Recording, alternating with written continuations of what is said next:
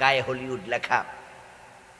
ওটাতে ছবি তোলার জন্য মানুষ লাখ লাখ ডলার খরচ করে যায়। আমিও সেখানে গিয়েছি, ছবি তুলিনি, কারণ এটা তো আমার কাম না, আমি গেছি দেখতে। মাহফিল হলো রাতে, দিনের বেলা বললাম ঘোরাও, একটু দেখাও ঘোরায়। তো সে পাহাড়ও আমাকে দেখাইছে, সেখানে হলিউডের সাইন লেখা। আজকে জানলাম যে সেই সাইন সহ পিড়ে গেছে।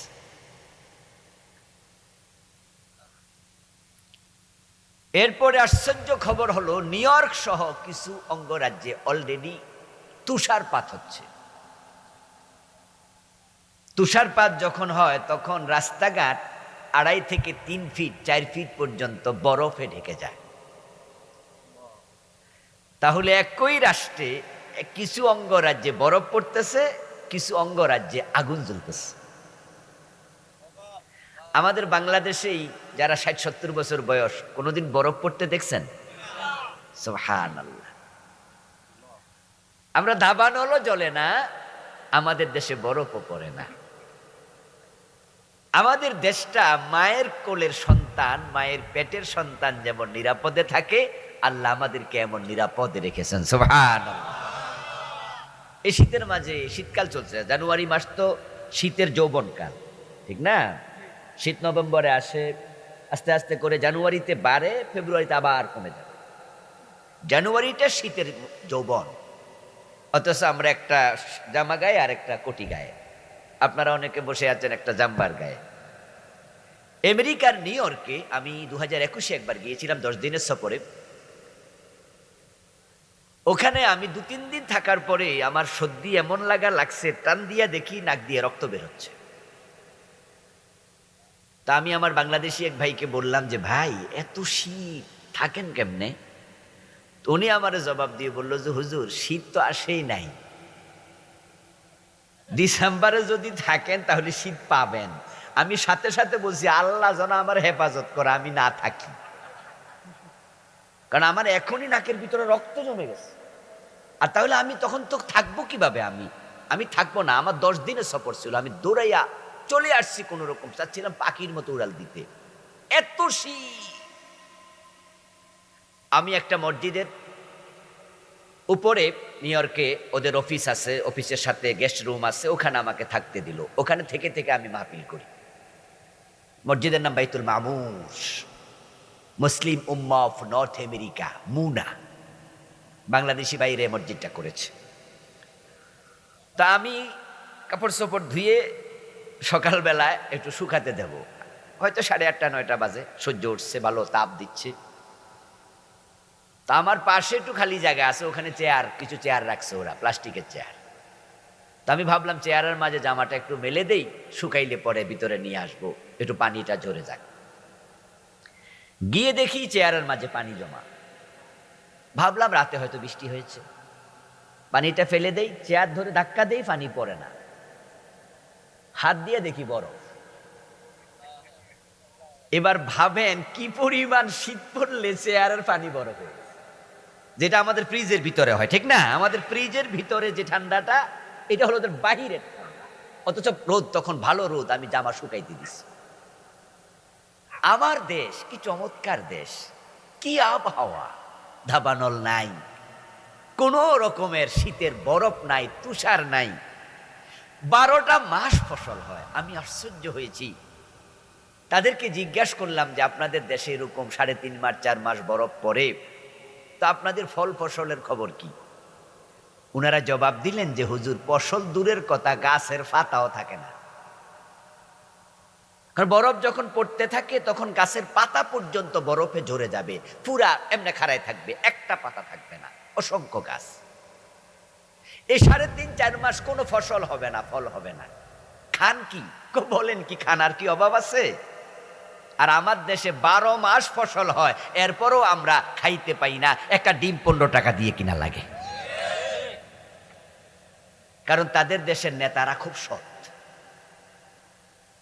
ওয়াশিংটন ডিসিতে বারাক ওবামার বাড়ি দেখতে গেলাম।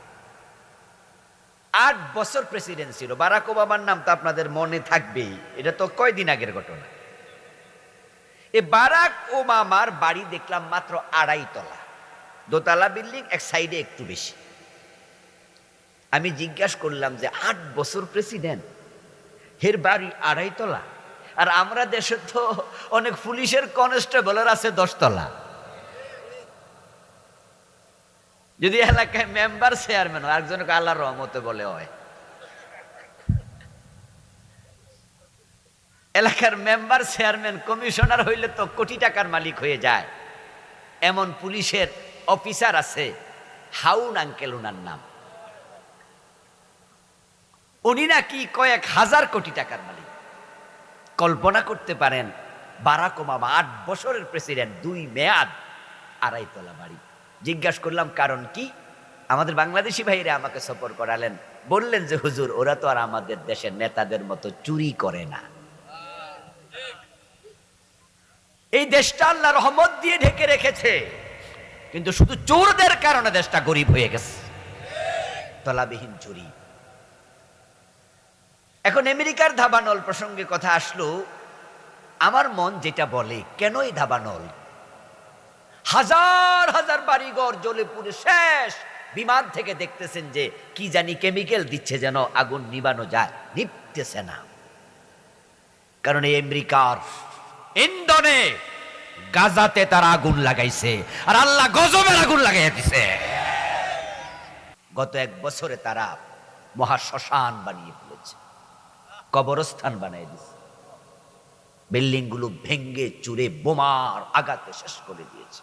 যেদিন যুদ্ধটা লাগলো, যুদ্ধ লাগার সাথে সাথে আমেরিকা থেকে তারা মিসাইল পাঠিয়ে দিল, অস্ত্রের চালান পাঠিয়ে দিল, বিমান পাঠিয়ে দিল। তৎকালীন প্রেসিডেন্ট ছিল জো বাইডেন। এই আমেরিকার ইন্ধনে গাজার নিরীহ মুসলমানদেরকে তারা হত্যা করেছে, বাড়িঘর ভেঙেছে, হাজার হাজার টন বোমার আগুন তারা বিস্ফোরণ করেছে। আসমানের মালিক বলে, তোরা কোটি কোটি টাকা খরচ করে গাজা শেষ করেছিস, আর আমি আল্লাহ এক ইশারায় তোদেরকে শেষ করে দেব। বিশাল 2টা অঙ্গরাজ্য জ্বলে পুড়ে শেষ হয়ে যাচ্ছে। এটা আল্লাহর গজব। ইন্নাহু লা ইউফলিহুজ জালিমুন। পবিত্র কোরআন মাজিদ আল্লাহ বলেছেন, নিশ্চয় জালেমরা কখনো সফল হবে না। এই যে আমাদের দেশে 15 বছর যিনি জুলুম করছে, তিনি কেন পালাইল? আজ থেকে 805 বছর আগে রাজা লক্ষণ সেন রাজপ্রাসাদের পিছন দিয়া পালাইছে। 805 বছর পরে আমাদের রাবেয়া বসরি পালাইছে। এই 800 বছরে আর কেউ পালায় নাই। ও দোস্ত, কেন পালালো? কারণ তারা এই 15 বছরে আলেমদের উপরে এত জুলুম করছে, যেটা স্বাধীনতার পরে আর কোন সরকার করে নাই। আলিয়া কওমি রাজনীতি ও রাজনীতি, হেফাজত, জামাত কারোরে ছাড়ে নাই। হুজুর ভাইছে যেখানে মাইট দিছে সেখানে।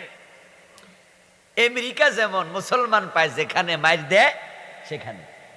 Bosnia, Chechnya, Somalia, Kashmir, Algeria, ফিলিস্তিন, ইরাক, আফগানিস্তান, ইয়ামান, সিরিয়া, মায়ানমার, ঠিক না? মানে মুসলমান পাইছে যেখানে আমেরিকা সেখানে ইশারা দে, মার, শুধু মার, আমরা সাথে আছি।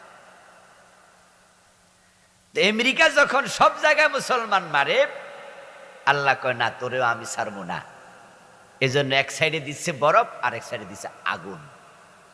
যদিও আমরা এটা প্রত্যাশা করি না, আমরাও দোয়া করি আল্লাহ ওদের হেফাজত করুক, ওদেরকে আল্লাহ হেদায়াত দেখ, বলেন আমিন।